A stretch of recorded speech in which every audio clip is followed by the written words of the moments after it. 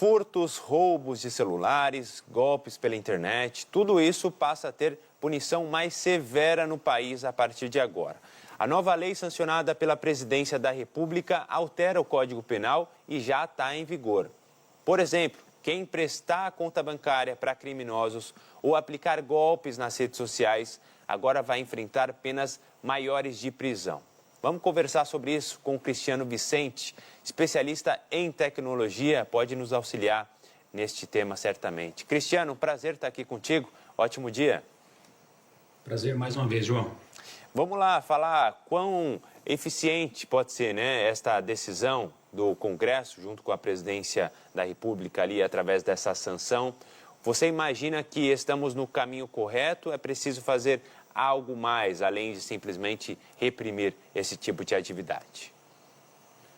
João, eu entendo que a Lei 15.397 é um excelente primeiro passo, mas ela não é suficiente porque ela ataca somente uma das vértices do problema.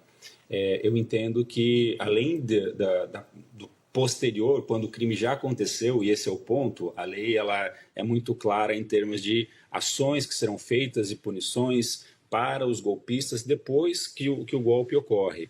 Mas entendo que há dois pontos centrais ainda que a lei não tem alcance e que precisaria de ações complementares para que, então, o percentual de golpes reduzisse, que seria, então, o próprio comportamento do usuário. Esse é um problema crônico que deveríamos pensar em ações contínuas e também lá na origem, quais são os mecanismos que nós podemos colocar para evitar a ação de um golpista no processo de consumação desse golpe. Um golpe, né? A gente até conversava aqui nos bastidores um pouquinho antes, que não afeta simplesmente um grupo da sociedade, né? Se espalha cada vez mais. Uma pesquisa recente do Datafolha traz que cerca de 26 milhões de brasileiros foram vítimas de golpes no último ano. Isso dá cerca de 12% de toda a população. E não há um extrato específico, João, de pessoas de classes A ou B ou C, enfim. É uma combinação de pessoas de várias classes, vários poderes aquisitivos, escolaridades diferentes. Então, entendo que é um problema crônico e precisa-se de ações muito mais amplas para que, então, esse percentual de golpes diminua, principalmente a partir de uma ótica do golpista dizendo, poxa, não está valendo a pena, eu terei uma punição muito severa lá, ou as ferramentas estão muito rígidas, está muito complexo para seguir adiante. Você destacou bem a necessidade de ir à frente, né? Ir além do que essa medida já traz, que é importante, no entanto não suficiente para combater algo que se desenvolve com cada vez mais rapidez, mais força, atrapalhando muito a vida dos brasileiros.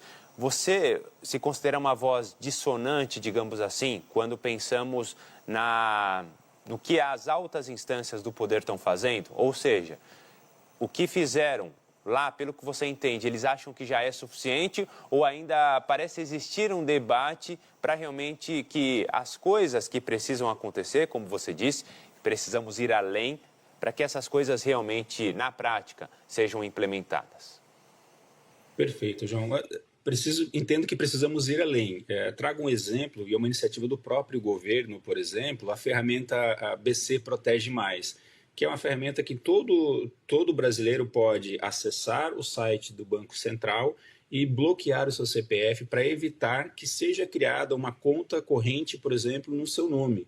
Então, isso é algo que os golpistas utilizam muito, de criar contas correntes laranjas, em nome de pessoas desconhecidas, para consumar esse golpe, fazer com que o dinheiro seja transferido para essa conta e depois retransferido para várias contas reais desses golpistas. Então, o próprio governo, né, entende que são necessárias ações complementares, fez uma parte, mas a ferramenta ainda é desconhecida pela maioria dos brasileiros. Então, precisamos também de um aculturamento, uma divulgação maior para as pessoas, para que elas entendam que, por exemplo, essa ferramenta existe e, principalmente, algumas ações nacionais em termos de um aculturamento, uma educação digital para os brasileiros. Eu navego na internet por mais tempo do que eu gostaria de admitir, João, são quase 30 anos. E desde a origem eu entendo que as pessoas não foram preparadas para utilizar essa ferramenta, tanto no âmbito profissional quanto pessoal. Isso está se tornando cada vez mais perigoso, Cristiano, eu imagino, queria te ouvir, com o avanço, por exemplo, da inteligência artificial, né? Me parece que também é usada para piorar a situação, né? Até facilitar a atuação desses criminosos. Realmente, há ligação entre a IA com golpes, ou seja, já está sendo incorporada para se tornar cada vez mais fiel, inclusive, à realidade e as pessoas enfrentarem maior dificuldade para diferenciar o que é golpe e o que não é? Sem dúvida. O número de deepfakes, que é a criação de imagens e vídeos falsos, né, utilizando inteligência artificial, praticamente dobraram no último ano. E entendo que neste ano, combinado com o período de eleições, entendo que esse percentual vai piorar ainda.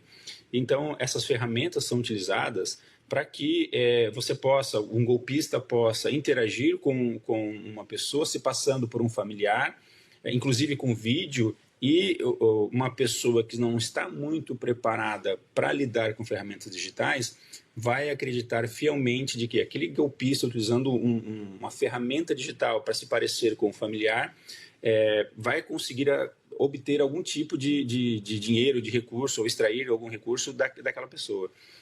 Então, a inteligência artificial hoje...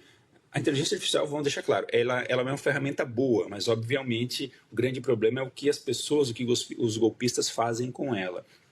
Então, sim, precisaria também ter alguma ferramenta, alguma legislação nesse sentido, por mais que nós já temos pelo menos dois grandes projetos de lei no Congresso tramitando, que foca um pouco na regulamentação da inteligência artificial, mas não está sancionado e, de novo, voltamos a um grande problema, que é a orientação às pessoas.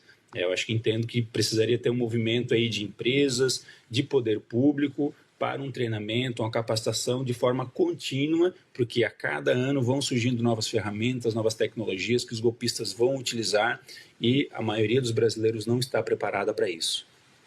Isso é a coisa mais complicada, parece, né? Porque os criminosos parecem mais rápidos do que aqueles que deveriam combatê-lo, né? Essa realidade de golpes, ela é também presente em outros países desse tamanho, né? Eu digo dessa monta. Sempre tem golpe por aí, obviamente, mas a preocupação que nós temos no Brasil tem uma proporção igual a que outros países têm também? Sim, ela é um problema global, mas obviamente cada país tem o seu tratamento diferente. Alguns países estão um pouco mais à frente, a União Europeia está num movimento mais adiantado, inclusive com uma lei já publicada em termos de punição para deepfakes, né, essa geração de vídeos e imagens com inteligência artificial. Então, dependendo do país, há países que estão mais à frente.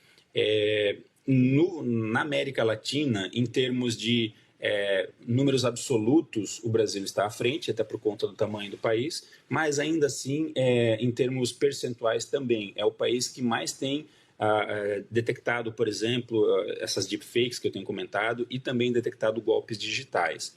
Então, o Brasil, na América Latina, está à frente, e aí isso podemos olhar tanto como um copo cheio como um copo vazio. Se é o país que mais detecta, pode-se imaginar que está mais à frente em termos de detecção. Por outro lado, né, é o país que mais tem golpistas a ponto de ter um índice tão alto de detecção desses deepfakes. Exato. Cristiano, quero te agradecer, viu? Cedinho, tá complicado o dia, frio. Obrigado por ter dedicado esses minutos aqui à Band News TV. Um ótimo dia, ótima semana que se inicia hoje.